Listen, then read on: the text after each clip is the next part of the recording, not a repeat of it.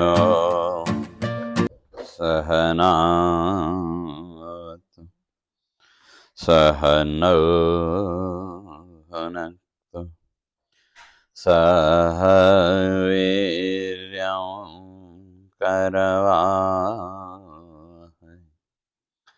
तेजस्विनावधीतमस्तु मा विद्विषावहै।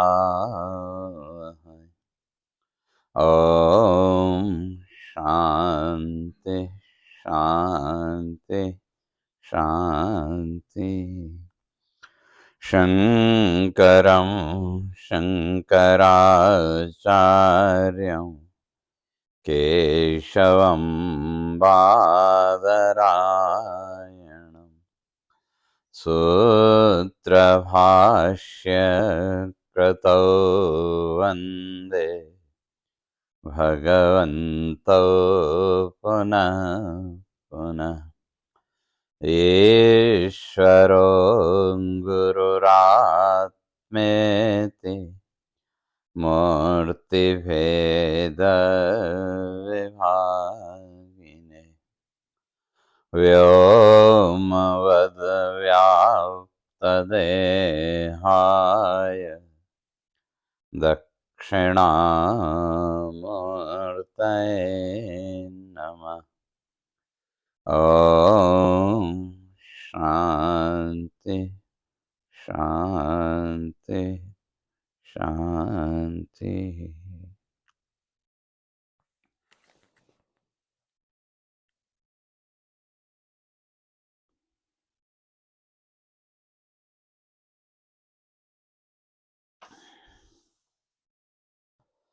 हम लोग विचार कर रहे थे भागवत का। तो जो भागवत की कथा है तो वास्तव में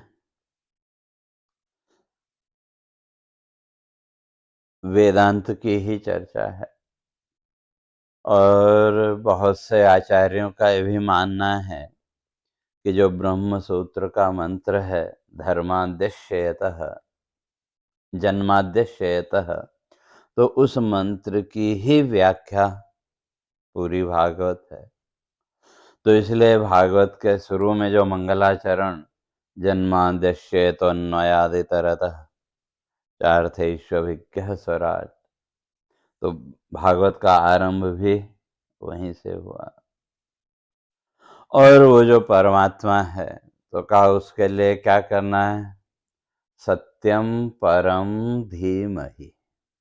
महर्षि वेदव्यास जी इस बात को स्पष्ट करते हैं कि वो जो परम सत्य है उस परम सत्य को हम बुद्धि के द्वारा, धीमहि धिया महयामि पूजयामि, बुद्धि के द्वारा हम उस परम सत्य की पूजा करते हैं। और जो भागवत ग्रंथ है उसमें है क्या, तो उसकी चर्चा हम लोग कर रहे थे। धर्म प्रोज्झित कहतवोत्र परमो निर्मत्सराणां सतां वेद्यं वास्तवमत्र वस्तु शिवदं तापत्रयोन्मूलनम्। श्रीमद्भागवते महामुनिकृते किं वा परेरीश्वर सद्यो हृद्यवरुध्यते च कृतिभिः शुश्रूषुभिः तत्क्षणात्। तो इसमें है क्या, कहा धर्म। धर्म बताया क्या और कौन सा धर्म या धर्म की क्या व्याख्या, धर्म का क्या लक्षण, इसकी कल चर्चा करके आए थे कि जो हमको जीवन में ऊपर उठाए और उसके साथ साथ मोक्ष तक, मोक्ष की स्थिति तक हमको ले जाने वाले जो साधन हैं, उन सारे साधनों को हमारे ऋषियों ने धर्म के साथ जोड़ दिया। अर्थात जिन साधनों के द्वारा हमारा जीवन ऊपर उठे और साथ ही साथ मोक्ष, और मोक्ष का अर्थ अपने स्वरूप का ज्ञान। इसलिए मोक्ष का लक्षण ही किया कि स्वस्वरूपे अवस्थानम मोक्ष। अपने स्वरूप में स्थित हो जाओ, तो उसका नाम मोक्ष है। तो जैसे समझो आप जाते हैं कहीं प्रसंग के अनुसार, कहीं कोई प्रसंग हुआ, कुछ हुआ है, तो शादी ब्याह में जाते हैं और जहां भी आप गए तो वहां आपके घर से भी ज्यादा अच्छी व्यवस्था है, हो सकता है, लेकिन फिर भी आप लौट करके अपने घर आना चाहते हैं कि नहीं? भले ही कितनी ही अच्छी व्यवस्था क्यों न हो, लेकिन आप लौट के अपने घर आना चाहते हैं। और जहां भी आप गए तो हम एक अपनी माइंड सेटिंग उसके लिए पहले से बना के चलते हैं, क्योंकि कहीं 10 बजे तक का प्रोग्राम है तो हम अपनी माइंड सेटिंग क्या रखते हैं, वे 10 बजे नहीं तो 11 बजे तो पूरा हो जाएगा।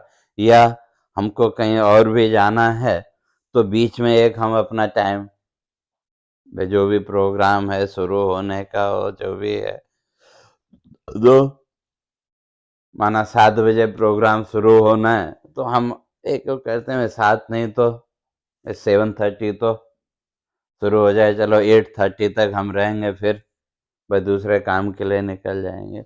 और किसी कारण से वो प्रोग्राम हो गया डिले, लेकिन हमने अपनी माइंड सेटिंग 8:30 तक की रखी है, तो जितना हमने अपनी माइंड सेटिंग रखी है उतनी देर तो कोई डिस्टरबेंस नहीं। लेकिन जैसे ही वो 8:30 का टाइम हुआ तो उसके साथ ही हमारे मन का डिस्टरबेंस बढ़ने लगता है कि नहीं? है? और कब तक? जब तक हम वहां हैं।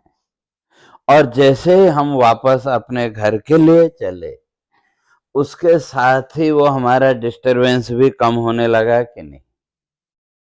अपने आप कम होने लगा, कुछ हमको करना नहीं पड़ा, केवल जैसे हम वापस चले तो वैसे हमारा वो विक्षेप कम हुआ। और जब आप अपने घर पहुंचे,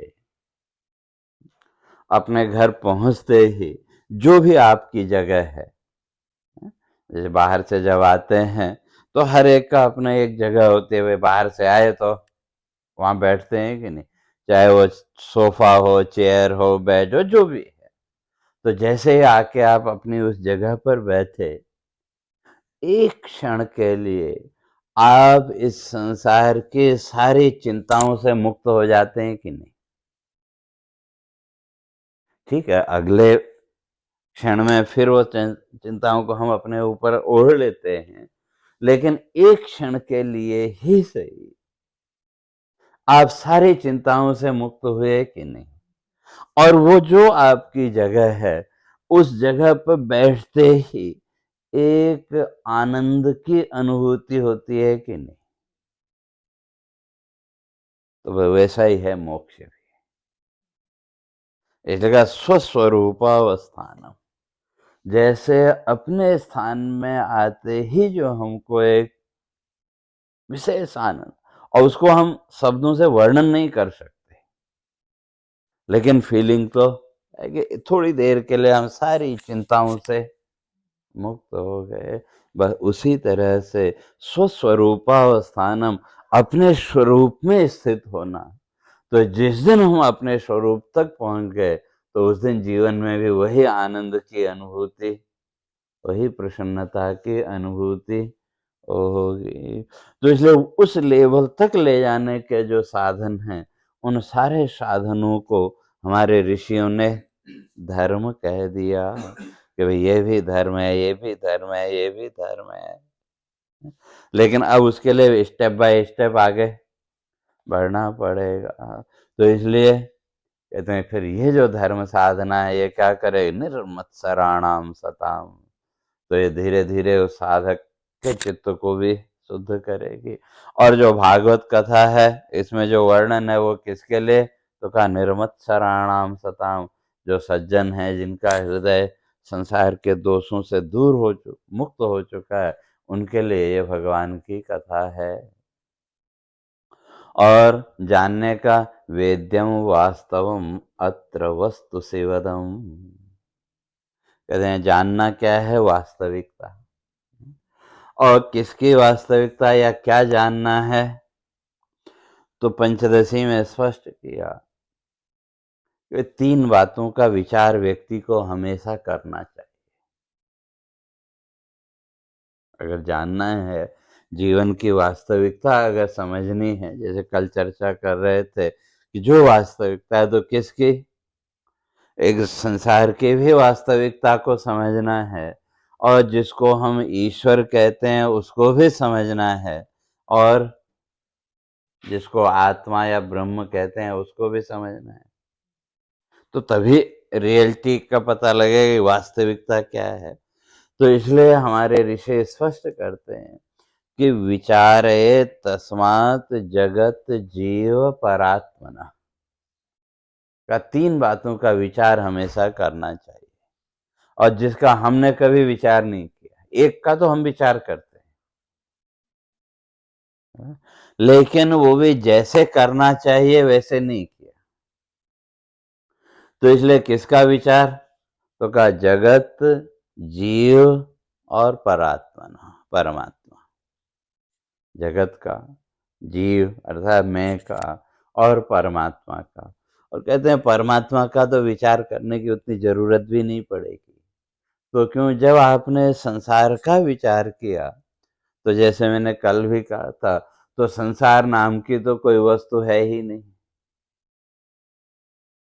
तो जब ये बोध हो गया कि संसार केवल, जैसे कल कहा था ना, वासना, भावना और संस्कार, तो इन 3 का जो मिला हुआ रूप, उसी का नाम संसार।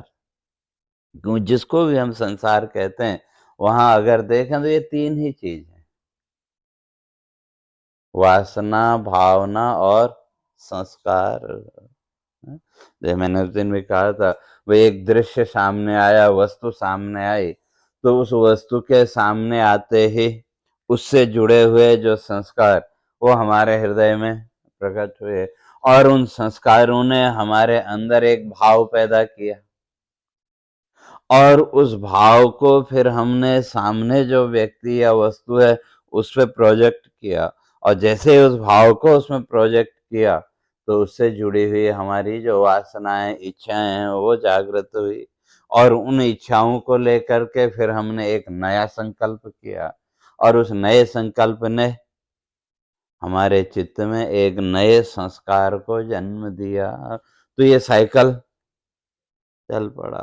तो इसलिए संसार नाम की कोई वस्तु ढूंढने पर मिलने वाली नहीं है, और जब मिला ही नहीं, कुछ है ही नहीं, तो कहते हैं इस संसार के साथ जो हमारा अटैचमेंट है, या हमारे मन में जो संसार भाव, कौन सा, भाई मैं मेरा का भाव, तो वो मैं मेरा का भाव छूट जाएगा। मेरा है वो भाव, लेकिन मैं का भाव, और मैं का भी जब आपने विचार किया, तो कल चर्चा करके आए थे, जिसको हम जीव कहते हैं वो भी क्या है,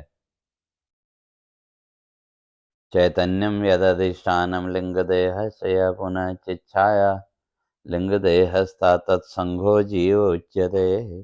कल वो मिरर का वो बताया था, रिफ्लेक्टेड लाइट। और ये जो जीव जिसको हम कहते हैं कितना सूक्ष्म है, आत्मा कहो या जीव कहो, तो कितना सूक्ष्म है, तो वहीं पंचदशी में स्पष्ट किया कि बालाग्र शतभागस्य शतधा कल्पितस्य च। कहते हैं आपके बाल की जो आगे की नोक है, बाल की नोक कितनी बारीक होती है, तो कहते हैं कि उसके 100 पीस करो, उसके 100 टुकड़े करो, और उन 100 टुकड़े में से एक पीस, तो कल्पना करो कितना सूक्ष्म होगा। जैसे अभी चला ना कोविड वायरस, तो वो कहीं कुछ दिखता है क्या, लेकिन उसके अंदर भी चेतना है कि नहीं, उसके अंदर भी जीवन है कि नहीं, तो कितना सूक्ष्म होगा। और जो मास्क भी लगाते हैं तो उसके लिए तो बीच में तो बोलने लगे भाई डबल लेयर का लगाओ लगाओ। तो क्यों क्यों वो उतने उसका वो सूक्ष्म था। तो इसी तरह से हमारे महर्षि इस बात को स्पष्ट करते हैं कि वो अत्यंत सूक्ष्म। तो इसे अगर समझना हो तो इसे सततः कल्पितस्य च बाल के अग्रि नोक के 100 टुकड़े कर नहीं सकते, आज के साइंटिस्ट भी नहीं कर सकते, इसलिए का कल्पना करो। तो उसमें से एक भाग जो है वो जीव। तो अब जो मैं करके हमने इस संसार की ग्रंथियों को पकड़ के रखा है, और इस संसार में बंधन के 3 कारण भागवत में स्पष्ट किए। कहते 3 गांठें, नॉट्स बड़ी मजबूत हैं संसार में। सबसे पहली गांठ शरीर की गांठ। बाकी ग्रंथियां छूट सकती हैं, लेकिन ये शरीर की जो ग्रंथि है ये, इसको छोड़ना तो महर्षि पतंजलि कहते हैं ये तो बड़े योगियों के लिए भी मुश्किल है, इसलिए उसको कहा अभिनिवेश। ये जो अभिनिवेश है, अभिनिवेश का अर्थ इस शरीर के माध्यम से बने रहने की इच्छा। हम सबको पता है कि ये शरीर एक न एक दिन जाना, सब जानते हैं, जो ज्ञानी है वो भी जानता है, जो अज्ञानी है वो भी जानता है, लेकिन फिर भी इस शरीर के माध्यम से बने रहने की इच्छा है कि नहीं, तो वो अभिनिवेश। और ये जो अभिनिवेश है, महर्षि पतंजलि कहते हैं कि जो बड़े बड़े योगी हैं उनका भी जल्दी नहीं छूटता, और फिर सामान्य व्यक्ति की तो बात ही दूर है। तो इसलिए सबसे बड़ी जो ग्रंथि है वो कौन सी? ये देह ग्रंथि, शरीर की ग्रंथि। और फिर दूसरे नंबर में स्त्री पुरुष की ग्रंथि, मेल फीमेल की ग्रंथि। और तीसरी जो ग्रंथि है वो घर परिवार की ग्रंथि, मेरा परिवार हो, ऐसा हो, ये हो, वो, जो भी संसार है। तो कहते हैं इस संसार में ये 3 ग्रंथियां प्रमुख हैं, और बाद की जो 2 ग्रंथियां हैं, घर परिवार की जो ग्रंथि है वो भी टूट सकती है, और मेल फीमेल का वो भी छूट जाएगा, लेकिन मैं की ग्रंथि या शरीर की ग्रंथि ये छूटती है, लेकिन वो ज्ञान के बिना नहीं छूट सकती, वो सबसे दृढ़ है, और वो ग्रंथि है तो बाकी संसार तो है। तो इसलिए वो जो मैं है, कहते हैं उसका भी विचार करो। तो जब विचार करने से फिर मैं नाम की भी कोई वस्तु मिलेगी नहीं। जैसे कल भी कहा था, मोबाइल का जो सिग्नल है, उस सिग्नल के बिना सिम कार्ड का क्या महत्व है? कुछ महत्व नहीं, लेकिन सिग्नल है और सिम कार्ड न हो तो भी मोबाइल का कोई महत्व नहीं। तो सिम कार्ड जो है उसके बीच की एक क्या है, कड़ी, इंपॉर्टेंट पार्ट क्या है, वो सिम कार्ड है। तो और उस सिम कार्ड में 2 चीजें, बैलेंस और वैलिडिटी। तो बैलेंस है हमारा प्रारब्ध भोग, पर जो भी हमारा प्रारब्ध है वो हमको भोगना है। और वैलिडिटी, वैलिडिटी तो हम हर एक संकल्प के साथ उसको बढ़ाते जा रहे हैं। जैसे अब यहाँ का क्या रिचार्ज करते हैं ना, भाई कितने दिन का रिचार्ज करना, वो एक ऑप्शन है कि नहीं है? और जितना आप रिचार्ज करते जाएंगे, अब आजकल तो इन्होंने सिस्टम थोड़ा बदल दिया, लेकिन जब शुरू शुरू में मोबाइल शुरू हुए थे तो उस समय क्या था, आप रिचार्ज करते जाओ, अपने आप आपकी वैलिडिटी बढ़ती जाएगी। बाकी इंडिया में और यहाँ तो ऐसा नहीं, लेकिन उधर नेपाल में जाओ, अब वहाँ अभी भी है, आप रिचार्ज करते जाओ तो उस हिसाब से वो आपके सिम कार्ड की वैलिडिटी वो बढ़ती चली जाएगी। और जब तक आपके पास सिम कार्ड है तब तक मोबाइल चाहिए कि नहीं? पहले भले ही कोई इच्छा न हो, लेकिन किसी ने गिफ्ट में आपको सिम कार्ड दे दिया, भले हमारे अंदर नहीं इच्छा आती, लेकिन गिफ्ट में किसी ने सिम कार्ड दे दिया। अब जब सिम कार्ड हाथ में आया तो फिर मोबाइल की इच्छा होगी कि नहीं? अब जब मोबाइल लिया तो फिर अब सिम कार्ड है तो फिर उसमें बैलेंस डालना पड़ेगा उसका यूज करने के लिए। तो इस तरह से वो साइकिल हमारा चलता रहा। तो इसी तरह से जब तक वो सिम कार्ड है तब तक मोबाइल चाहिए, और जो मोबाइल है उस मोबाइल की लिमिट कितनी, कितना भी बढ़िया किसी बढ़िया से बढ़िया कंपनी का भी आप मोबाइल सेट लो तो उसकी अपनी एक एज है कि नहीं, 2 साल 10 साल जो भी है। तो मोबाइल सेट तो हम बदलते रहते हैं, लेकिन सिम कार्ड तो वही चलता है कि नहीं? ठीक है, कभी आपका सिम कार्ड खराब हो गया तो उसी नंबर का सिम कार्ड कंपनी वाले दूसरा दे देते हैं, लेकिन सिम कार्ड तो वही चल रहा है कि नहीं? और जो डाटा उसमें आपने सेव किया वो डाटा अगले मोबाइल में भी मिलेगा कि नहीं? या आजकल तो वो ड्राइव का चल पड़ा, गूगल ड्राइव या अलग अलग कंपनी, लेकिन वो ड्राइव में भी जो डाटा आपने डाला है बिना सिम कार्ड के उस डाटा को आप ले सकते हैं क्या? जो डाटा आपने ड्राइव में सेव किया है उस डाटा को भी निकालने के लिए आपको सिम कार्ड या कनेक्शन की जरूरत है कि नहीं? लेकिन ये जो सिम कार्ड है, इस सिम कार्ड का इम्पोर्टेंस कितना? मोबाइल है, या वैसे भी देख इम्पोर्टेंस है, लेकिन सिग्नल के बिना इसका कोई इम्पोर्टेंस है क्या? तो महत्वपूर्ण क्या है? वही सिग्नल। तो इसी तरह से उस आत्म तत्व का अपने स्वरूप का विचार करते करते जब हम इस लेवल पर पहुंचे, पहला लेवल संसार का, संसार नाम की कोई वस्तु है नहीं, तो कहते हैं संसार भाव छूट गया, लेकिन मैं हूं ये भाव तो है। उस मैं का भी हमने जब विचार किया तो विचार करते करते जब इस स्थिति पर पहुंचे कि उस मैं का भी स्वतंत्र कोई अस्तित्व नहीं है, या वो जो सिम कार्ड है, तो सिम कार्ड का जो एग्जिस्टेंस है वो भी कब तक है? जब तक वो कंपनी है। अगर कंपनी बंद हो गई तो ठीक है, आजकल भाई एक दूसरे में वो मर्ज कर लेते हैं, वो जो भी उनका सिस्टम है, लेकिन वो लोग भी फिर बाद में बोलते हैं ना भाई नई कंपनी जिसमें मर्ज हुआ है उसका सिम डालो, या इतने दिनों तक भाई पुराना सिम चलेगा, वो जो कुछ भी है। तो वो जो सिम कार्ड है उसका एग्जिस्टेंस भी कब तक है? जब तक वो कंपनी है।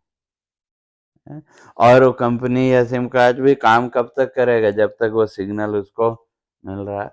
तो इस तरह से विचार करते करते कहते हैं जो हम अपने अहंकार में अभी अपने को पकड़ रखा है कि मैं ये हूँ मैं वो हूँ, तो वो भी विचार करते करते धीरे धीरे वो जीव भाव भी निकल जाएगा।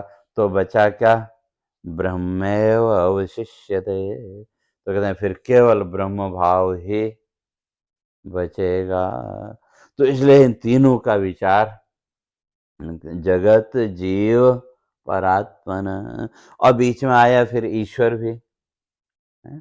तो ईश्वर भी क्या है? ईश्वर भी कोई अलग से वस्तु नहीं है। इसीलिए योग दर्शन में जीव और ईश्वर इन दोनों को एकदम क्लियर कर दिया। बाकी दर्शनों में बाकी फिलॉसफी में उतना स्पष्ट नहीं किया, लेकिन योग दर्शन में महर्षि पतंजलि ने जीव और ईश्वर इन दोनों की व्याख्या की। भाई जीव क्या है और जिसको हम ईश्वर कहते हैं वो क्या है? तो कहते हैं क्लेश कर्म विपाक आशय अपरामृष्टा पुरुष विशेष ईश्वर। तो जिसको हम ईश्वर मानते हैं वो ईश्वर क्या है? का पुरुष विशेष, ये विशेषण दिया, ऑब्जेक्टिव। तो जब पुरुष विशेषः कहा तो फिर कोई भी ईश्वर हो सकता है, लेकिन उसके लिए कुछ शर्तें हैं। क्लेश, कर्म, विपाक और आशय, 4 चीजें। तो क्लेश, 5 प्रकार के क्लेश: अविद्या, अस्मिता, राग, द्वेष, अभिनिवेश। ये 5 क्लेश योग दर्शन ने माने जीवन में, है? और कर्म, 3 प्रकार के कर्म: पाप, पुण्य और मिश्रित कर्म। और विपाक माने उन कर्मों का पकना, परिपक्व होना। जैसे कोई भी फसल है, उस फसल का उपयोग हम कब कर सकते हैं?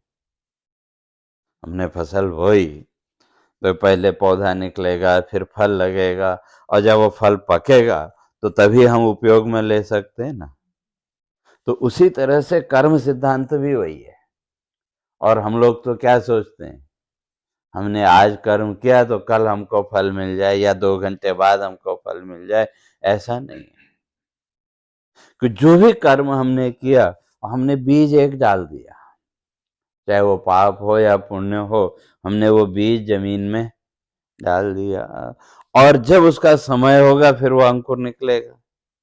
कई बीज ऐसे हैं, या उधर इंडिया में आप जाओ, उधर बद्रीनाथ की यात्रा में जाओ, हैं? तो वहाँ एक है वैली ऑफ फ्लावर्स। तो वहाँ जो तो वो फूल अपने आप निकलते हैं सीजन में, और कई अंग्रेज लोग तो जाके एकदम उसको देख के पागल भी हो जाते हैं, इतना उसका सौंदर्य वो देख करके, हैं? तो वो बीज फिर बाकी 8 महीने कहाँ रहे?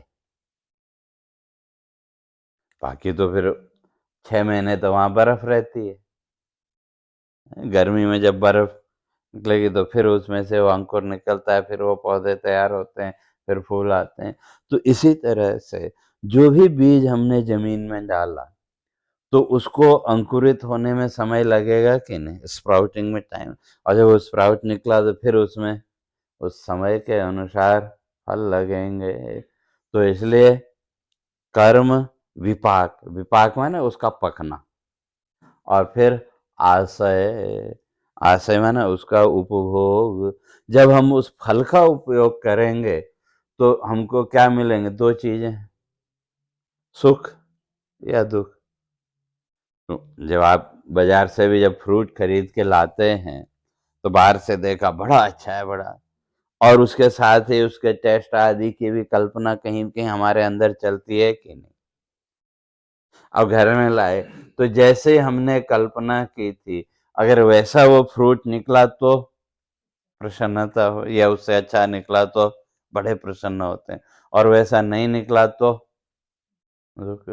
तो फ्रूट के रूप में हमारे सामने क्या है? वही 2 चीजें, सुख और दुख। तो इसलिए महर्षि पतंजलि कहते हैं जिसके जीवन में ये चारों चीजें हैं, उसका नाम जीव, और जो अपने को साधना के द्वारा इन चारों से ऊपर उठा लेता है, उसका नाम ईश्वर। तो इसलिए 5 क्लेश: अविद्या, तो अविद्या का अर्थ इग्नोरेंस नहीं, इग्नोरेंस जिसको हम कहते हैं तो वही अविद्या। तो इग्नोरेंस का अर्थ नॉलेज का नहीं होना, ऐसा नहीं, बल्कि उल्टा नॉलेज। उल्टा क्या है? जो वस्तु जैसी है ही नहीं उसको वैसा मान लेना, उसका नाम अज्ञान, अविद्या। जैसे शरीर है, हम सबको पता है शरीर नाशवान है, परिवर्तनशील, हम सब जानते हैं कि नहीं? हमने सुना है शास्त्रों से, और जरूरत पड़ने पर दूसरे को समझा भी देते हैं बड़ी अच्छी तरह से, हैं? लेकिन अपने आप को हम अपने अंदर अगर देखें तो कहीं न कहीं इस बॉडी को नित्य मान रहे हैं कि नहीं? कितने अंश में मानना वो अलग चीज है, लेकिन कहीं न कहीं इस बॉडी के साथ हमारा वो अटैचमेंट है कि नहीं? तो कहते हैं इसी का नाम अज्ञान है। और दूसरी तरफ आत्मा अजर अमर है, अविनाशी है, ये हमने सुना शास्त्रों से। जब शास्त्रों से सुना, समझ में भी बात आई, तो फिर मरने से क्यों डरते हैं? तो कहीं न कहीं उसको हमने मरने वाला मान लिया। शरीर के साथ उस आत्मा को भी हमने क्या मान लिया? जन्मने और मरने वाला मान लिया कि मेरा जन्म होगा, मेरी मृत्यु होगी। तो अगर जन्म और मृत्यु की बात करें तो महाभारत में सनत सुजाति दर्शन एक है, और उसका महत्व भी भगवत गीता की तरह ही है। तो वहां धृतराष्ट्र ने प्रश्न पूछा कि मृत्यु क्या है? तो उसका उत्तर देते हुए सनत सुजात स्पष्ट करते हैं, कहा कि भाई जो ज्ञानी है, ज्ञानी की दृष्टि में तो मृत्यु का अस्तित्व ही नहीं है, अज्ञानी के लिए है। अज्ञानी अगर मृत्यु के एग्जिस्टेंस को अगर मानता है तो क्या वो ठीक है, लेकिन ज्ञानी की दृष्टि में तो मृत्यु नाम की कोई वस्तु है ही नहीं। और जब मृत्यु ही नहीं तो फिर जन्म किसका? जब मृत्यु ही नहीं तो फिर जन्म भी नहीं। लेकिन ज्ञान के उस लेवल तक हमको जब तक नहीं पहुंचेंगे तब तक तो ये जन्म मृत्यु का रहेगा। लेकिन उसमें भी का जो पशु पक्षी हैं, उनके सामने तो मृत्यु का एक रूप है। ये पशु हैं तो उनके सामने सिंह आदि, लायन, टाइगर, ये सब क्या है? मृत्यु के साक्षात रूप हैं कि नहीं? तो क्या वो तो मृत्यु से डरते हैं, तो बात समझ में आती है? या उसी तरह से जो पक्षी हैं, वे छोटे पक्षियों को बड़े पक्षी खा जाते हैं, बाज आदि जो हैं वो दूसरे पक्षियों को खा जाते हैं। तो क्या उनके सामने तो मृत्यु का एक रूप है, तो वो मृत्यु से भयभीत हो तो बात समझ में आती है। लेकिन मनुष्य कौन सी मृत्यु से डर रहा है?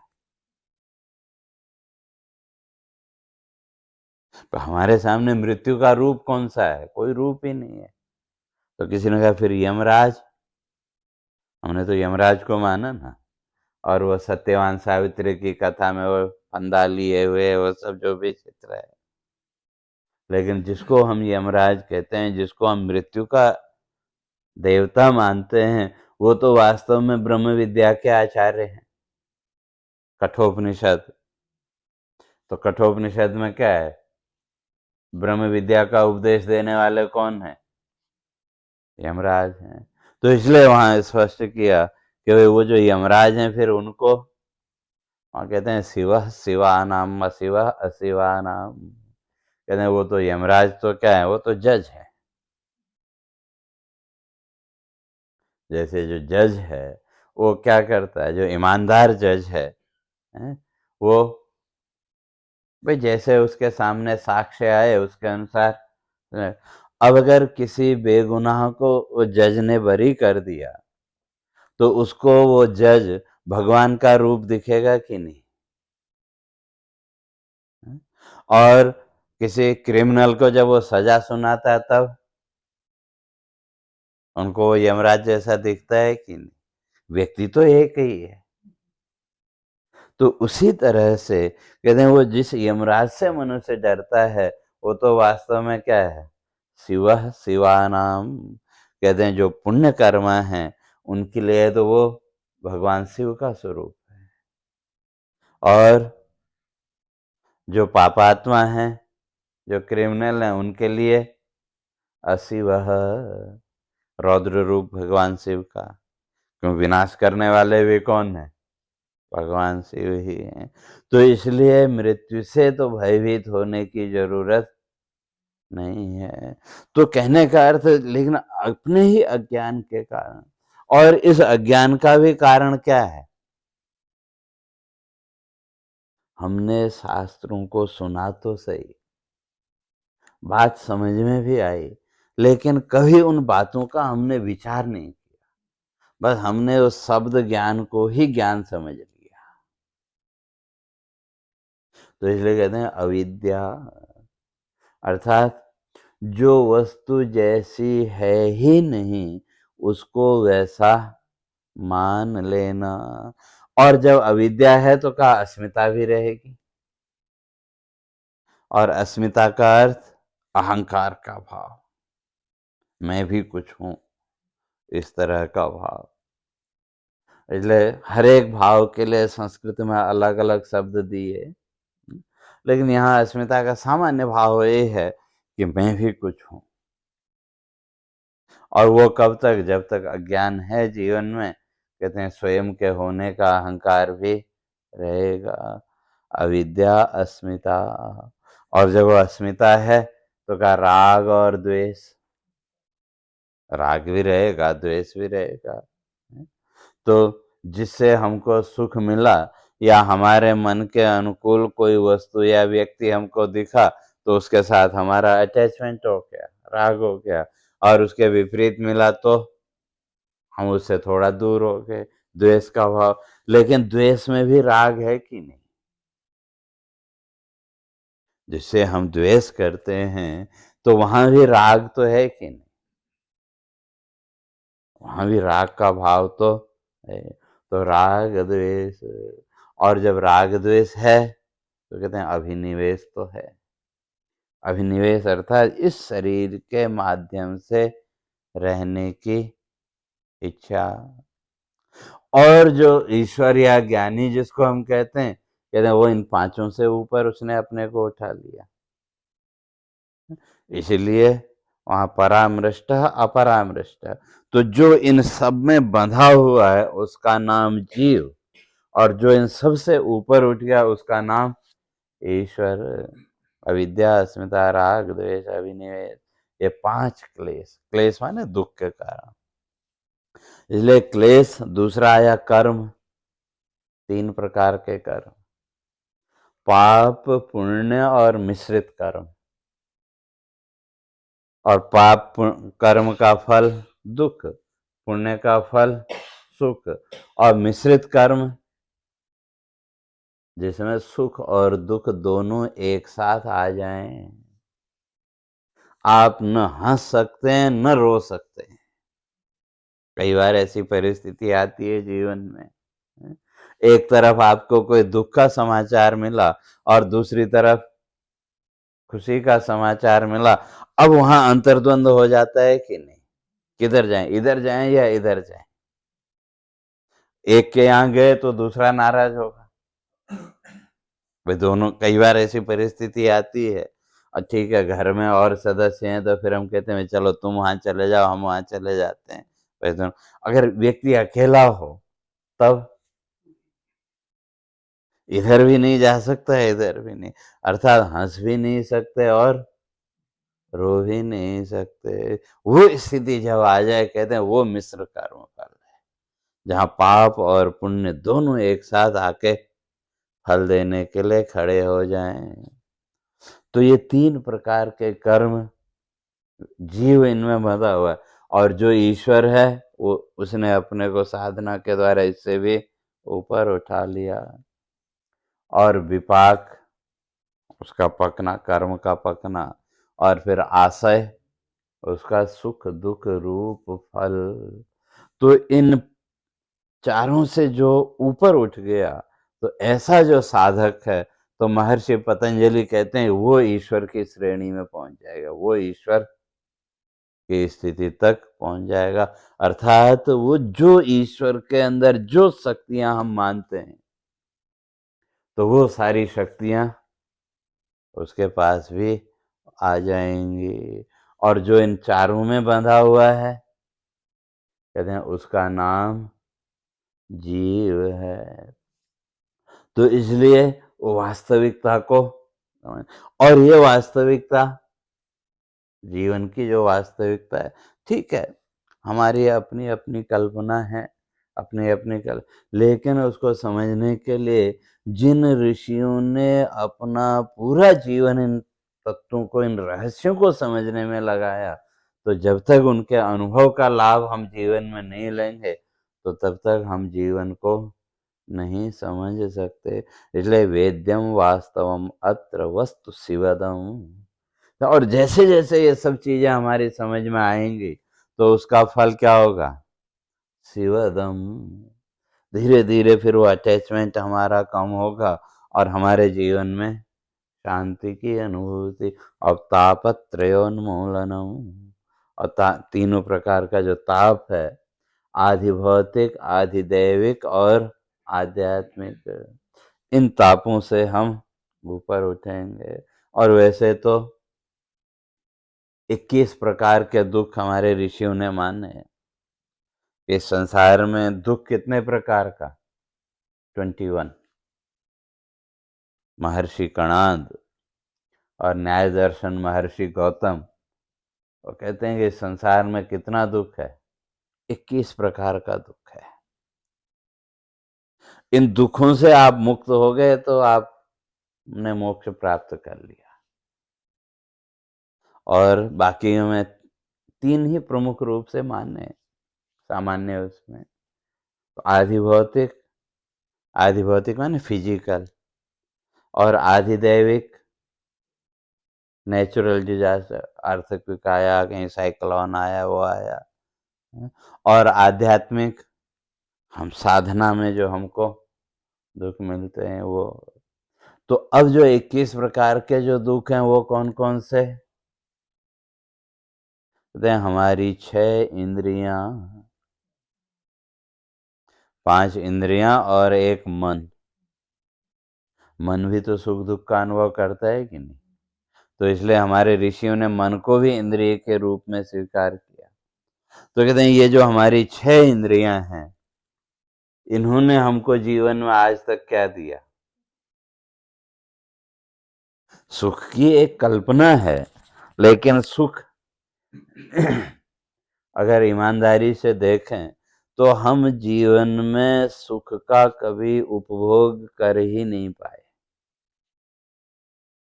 जो भी हम कल्पना करते हैं कि ऐसा होगा तो मैं बड़ा सुखी हो जाऊंगा, तो जैसा हमने कल्पना की उसके लिए हमने परिश्रम किया, हार्ड वर्क किया, और वो स्थिति जीवन में आ गई।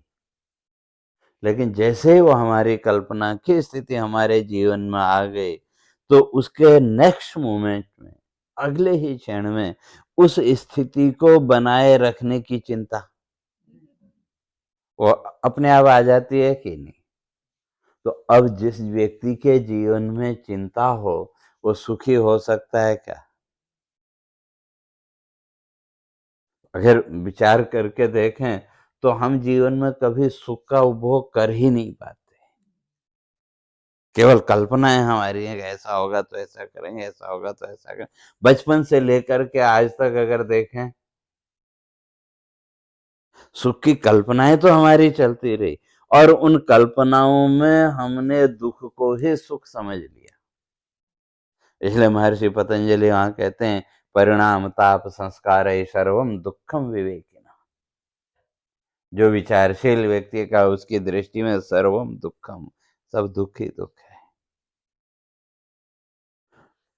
तो ये जो स्थिति, तो सज इंद्रियाणी, ये हमारी 6 इंद्रियां, और इन 6 इंद्रियों के 6 विषय, रूप रस शब्द गंध स्पर्श आदि, ये 6 विषय। और जिस समय जो विषय हमारे सामने आया उस समय हमारी बुद्धि भी वैसी ही हो जाती है कि नहीं? तो कहते हैं इन 6 विषयों के अनुसार फिर हमारी बुद्धि के भी कितने भेद हो गए? 6। तो कितने हो गए? 18। 6 इंद्रियां, 6 विषय और 6 प्रकार के हमारी बुद्धि। रूप आया तो उस समय हमारी बुद्धि वैसी बन गई, शब्द आया, जो भी आया, तो 18। और कहते हैं 19वां जो है शरीरम, ये शरीर ने भी अगर देखें तो आज तक इस संसार में कोई भी व्यक्ति कोई भी अपने शरीर को लेकर के खुश है क्या? हर एक की हमारी अपने शरीर से भी, बॉडी से भी कहीं न कहीं कोई कोई शिकायत है कि भाई भगवान ने ऐसा नहीं बनाया, वैसा नहीं बनाया, जो कुछ भी। तो इसलिए कहते हैं ये जो शरीर है ये भी क्या है? ये भी दुख का ही कारण है। तो कितने हो गया? 19। और जिसको हम दुख कहते हैं कहा वो तो है ही, जिसको हम सामान्य जीवन के उसमें दुख जिसे हम कहते हैं वो दुख तो है ही। तो कितने हो गए? 20। तो और 21वां जो दुख है कहते हैं उसका नाम है सुख। जिसको हम सुख समझ रहे हैं वो भी वास्तव में क्या है? कहते हैं वो भी वास्तव में दुख ही है। क्यों? एक तो जैसे मैंने अभी कहा, वो सुख जैसे ही आया तो उस सुख की स्थिति को बनाए रखने की चिंता वो आ गई कि नहीं? और उस सुख की स्थिति तक पहुंचने के लिए जो हमने परिश्रम किया, जो मेहनत की, वो दुख है कि नहीं? अगर तराजू पे अगर तोलना चाहें, खैर अब आजकल तो वो तराजू भी गए, आजकल तो वो सीधा को पहले तराजू के पलड़े होते थे, भाई उस पलड़े पे रख के अगर हम तोलना चाहें सुख और दुख को, तो ज्यादा वजन किसका है? दुख का ही।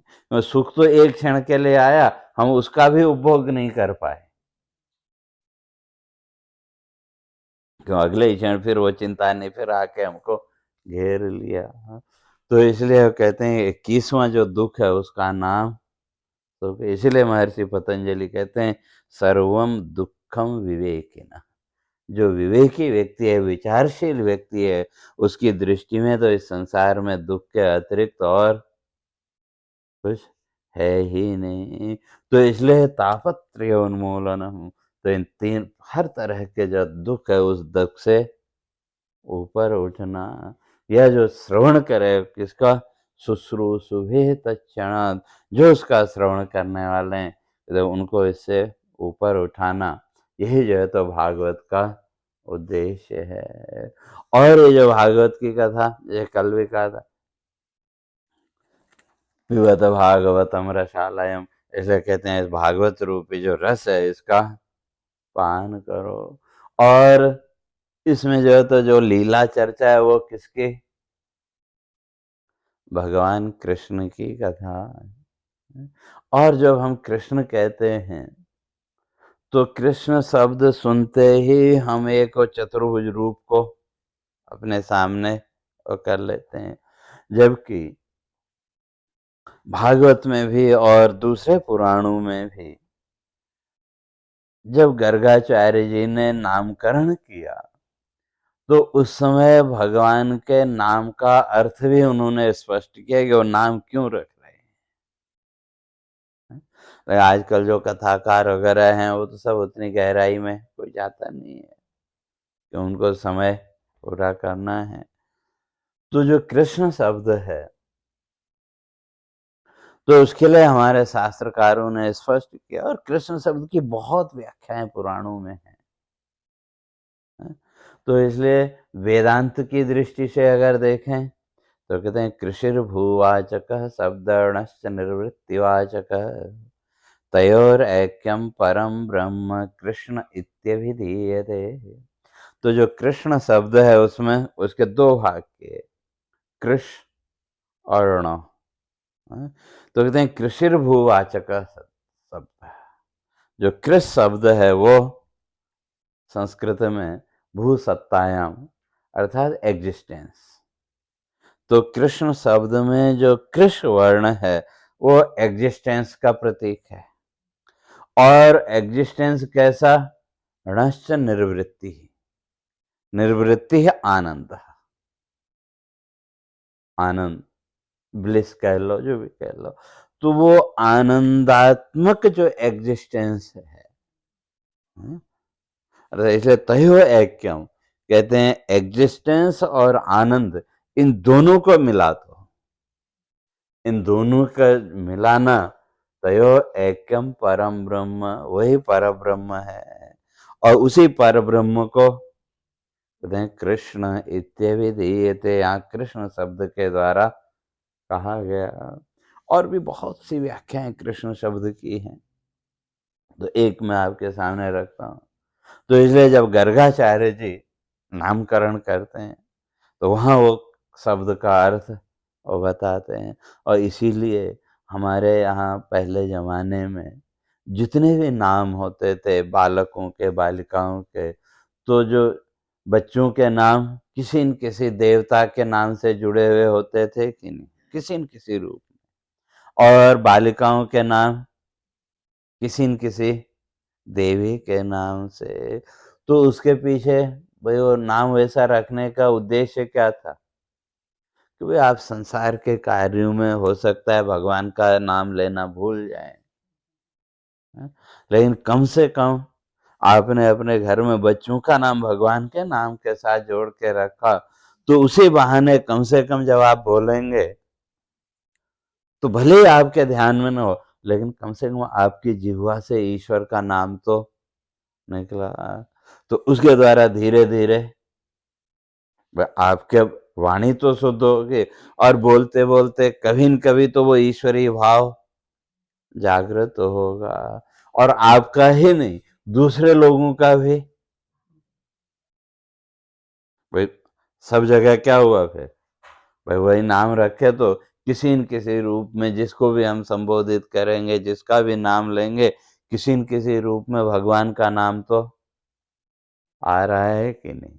तो इसलिए हमारे ऋषियों ने, हमारे बुजुर्गों ने जो व्यवस्था की थी नाम की, कि वह अर्थपूर्ण होना चाहिए, और साथ ही साथ वह किसी न किसी देवता के साथ, या जो भी हमारे वहाँ भक्त हुए इत्यादि, जो भी उच्च साधक गण हुए, कहीं न कहीं उनके नामों के साथ हमने उनके नामों को जोड़ा। तो उसके द्वारा यही है कि भाई वैसे न हो तो कम से कम उस शब्द के द्वारा वो स्मृति तो हमारी जागृत हो, स्मृति बनी रहे। तो इसलिए वहाँ अर्थपूर्ण, तो कृष्ण शब्द का अर्थ वो कहते हैं। और जो कृष्ण शब्द है उसमें कितने अक्षर अगर हिंदी में लिखें तो पहले कौ है, फिर उसमें री की मात्रा आर आई है, और फिर श आधा श, और फिर न है, और उसके आगे वोवल ओ। क्यों बिना वोवल के, बिना स्वर के आप व्यंजन को बोल नहीं सकते। ओ वोवल है तो कितने हो गए, क, री की मात्रा, श, न, अ, और उसके आगे दो बिंदियां कृष्ण ऐसे लिखते हैं ना नॉर्मली। तो अब लोगों ने आजकल उसको कृष्णा कृष्णा कर दिया है? और कृष्णा का अर्थ फीमेल हो जाता है। संस्कृत ग्रामर की दृष्टि से देखें तो कृष्ण शब्द मेल है, और जब आप कृष्णा बोलते हैं तो वो फीमेल हो गया है? और कृष्णा द्रौपदी का नाम है। तो जो भी अब लोग जो नहीं समझते तो वो, लेकिन संस्कृत ग्रामर की दृष्टि से कृष्णा शब्द अशुद्ध है। कृष्ण के लिए कृष्णा शब्द अशुद्ध है। हाँ, द्रौपदी को पुकारना करना हो तो वो पुकारो, और वहाँ कृष्ण जब संस्कृत में बोलेंगे तो कृष्ण है, और हिंदी में भी कृष्ण, कृष्णा नहीं है, कृष्ण। और संस्कृत में तो उच्चारण का भी बहुत महत्व है, जहाँ जो है उसी हिसाब से। अब आजकल तो लिखने में भी गलत लिखते हैं, अभी जो भी है। तो जो कृष्ण शब्द है, तो इसलिए वहाँ हर एक का, वहाँ गर्गाचार्य जी ने एक एक अक्षर का मीनिंग स्पष्ट किया। कहते हैं ब्रह्मण वाचक कोयम ऋकारोऽनन्तवाचक। कहते हैं कृष्ण शब्द में जो कौ है, ब्रह्मणः वाचकः कोयम। तो वो जो कौ वर्ण है वो किसका प्रतीक? ब्रह्म का प्रतीक, परमात्मा का प्रतीक है। तो यहाँ परमात्मा का भी प्रतीक और जो तीनों आदिदेव ब्रह्मा विष्णु महेश, तो उनमें से ब्रह्मा का भी प्रतीक, दोनों तरफ अर्थ निकलता है। अब जिसको जैसा अर्थ ठीक लगे उस हिसाब से। तो कृष्ण शब्द में जो कौ है वो ब्रह्मा जी का भी प्रतीक है और ब्रह्म परमात्मा सुप्रीम पावर उसका भी प्रतीक है। ब्रह्मणः वाचकः कोयम ऋकारो अनंत वाचकः। कहते फिर जो री की मात्रा हमने जो लगाई, वो जो री है वो किसका प्रतीक? उस परमात्मा की व्यापकता का, अनंतता का प्रतीक है। और शिवस्य वाचकः शस्य, और फिर जो श है वो शिवस्य वाचकः। अब जब ब्रह्मा विष्णु महेश अर्थ करेंगे तो शिव का प्रतीक हो गया। कृष्ण शब्द में जो श है वो शिव का प्रतीक। और जब परमात्मा अर्थ करेंगे, सुप्रीम पावर अर्थ करेंगे कौ का, तो तब शिवस्य शांति ही।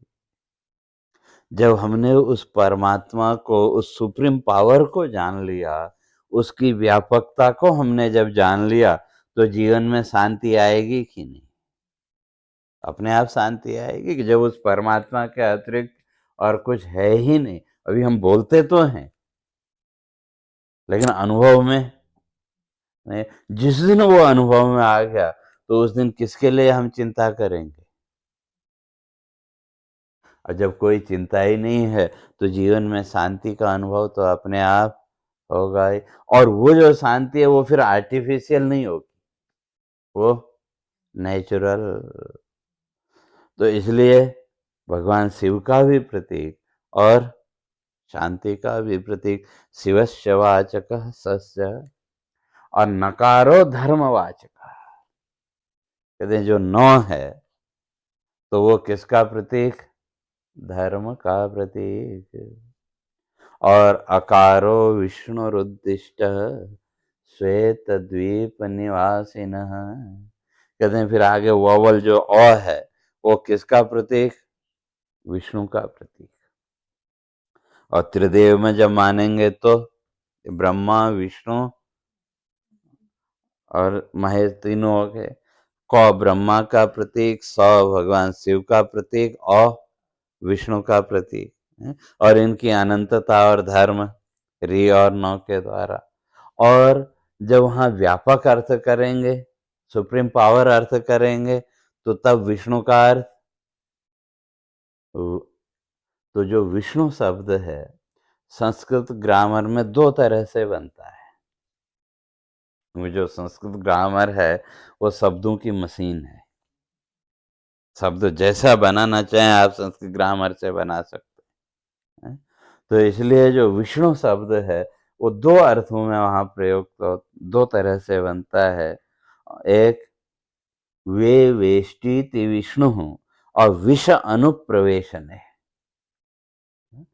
तो ये आप लोग सुनते हैं ना, परमात्मा ने वही सृष्टि बनाई फिर वो उसमें प्रविष्ट हो गया, कहते हैं कि नहीं? वे भगवान ने ये सृष्टि बनाई और वही भगवान फिर इसमें खुद प्रविष्ट हो गया, सुना है। और मन में प्रश्न भी उठा हुआ कैसे होता है। और जब फिर आगे हमने विचार नहीं किया तो कहते हैं ये तो खाली कल्पना है। अपने अंतर को टटोल के देखो, ये आता है कि नहीं? ऐसा कैसे हो सकता है? लेकिन हर रोज हम वही करते हैं कि नहीं?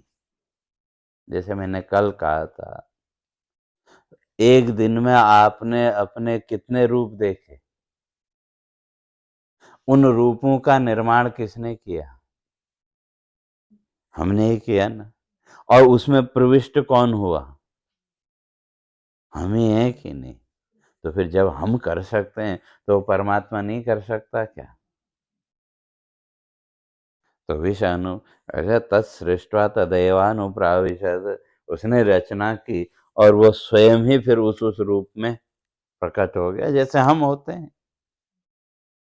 और दूसरा व्यापक अर्थ है वे वेष्टि थी। वेष्टन का अर्थ लपेटना चारों ओर से, पूरी तरह से उसको लपेटना। तो उस अर्थ में भी विष्णु शब्द। तो इसलिए ये सारा ब्रह्मांड उस आत्म सत्ता के अतिरिक्त और क्या है? हम कहीं भी चले जाएं इस ब्रह्मांड में, चांद पे भी अगर हम चले जाएं तो वहां भी हमारा अपने होने का जो एहसास है, जो हमारा सेल्फ एग्जिस्टेंस का भाव है, वो भी सबसे पहले वहां है कि नहीं? तो इस तरह से वो परमात्मा सत्ता तो जहां भी हम चले जाएं वहां वो पहले से ही व्याप्त है। तो उस सत्ता के अतिरिक्त और क्या है? उसके अतिरिक्त तो और कुछ है नहीं। जैसे आप कहीं भी जाएंगे तो स्पेस के बिना जा सकते हैं क्या? तो जहां भी हम जाएंगे आकाश वहां पहले से है कि नहीं? तो इसी तरह से इस ब्रह्मांड में जहां भी हम जाएंगे वो आत्मसत्ता तो वहां पहले से है ही। तो अर्थात सारा उसके द्वारा वो व्याप्त। तो इसलिए तो अब उस आत्मा की व्यापकता का जो अनुभव है वो कहाँ होगा? का वो विष्णु तत्व रहता कहाँ है? का श्वेत द्वीप निवासिन। श्वेत द्वीप तो निवास स्थान हृदय कमल है। और जो कमल का फूल है वो दो तरह का होता है, दो कलर उसके ज्यादातर, एक सफेद कमल और एक पिंक कलर का है, राइट। तो जो सफेद कमल है उसको ज्यादा महत्व दिया और वो सफेद कमल हमारे हृदय की स्वच्छता का प्रतीक है। कहते हमारा हृदय जितना शुद्ध होगा उतना उस परमात्मा की व्यापकता का हमको अनुभव होगा। तो कहाँ, कहीं बाहर नहीं, अपने अंदर ही। इसलिए उस परमात्मा की व्यापकता का अनुभव हमारे हृदय कमल में, अर्थात हमारा हृदय ही उस परमात्मा का निवास स्थान है। अकारो विष्णुरुद्दिष्ट श्वेत द्वीप निवासिन। अब बची आगे दो बिंदियां।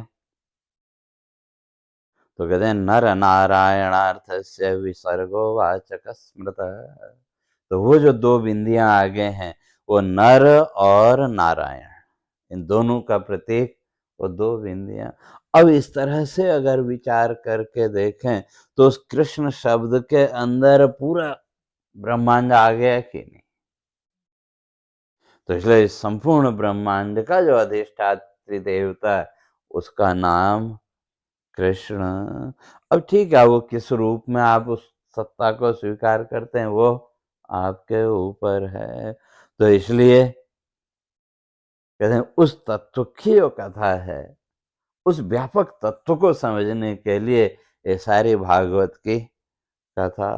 अब जो है तो अब जो सामान्य व्यक्ति है उसको हम सीधे सीधे तत्व की बात करें तो उसके समझ में नहीं आएगी। इसलिए एक कथा के माध्यम से उसको बताने की कोशिश की।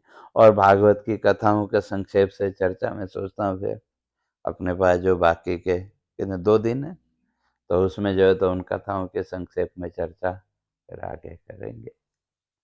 अब सीधे होके रहते हैं।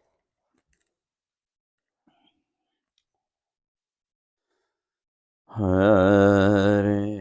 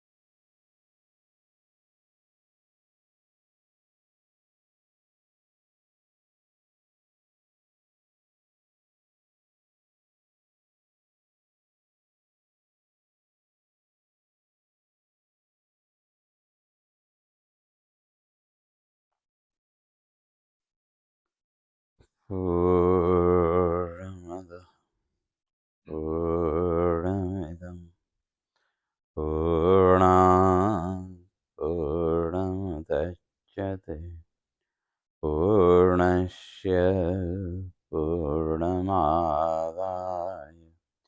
पूर्णमेवावशिष्यते। ॐ शान्ति शान्ति शान्तिः। शङ्करं शङ्कराचार्यं केशवं बादरायणं सूत्रभाष्य कृतौ वन्दे भगवन्तौ पुनः पुनः।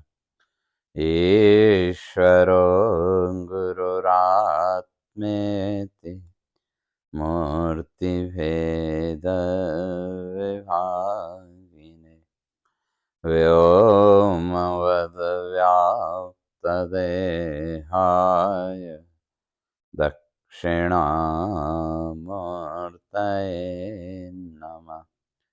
ॐ शान्ति शान्ति शान्तिः।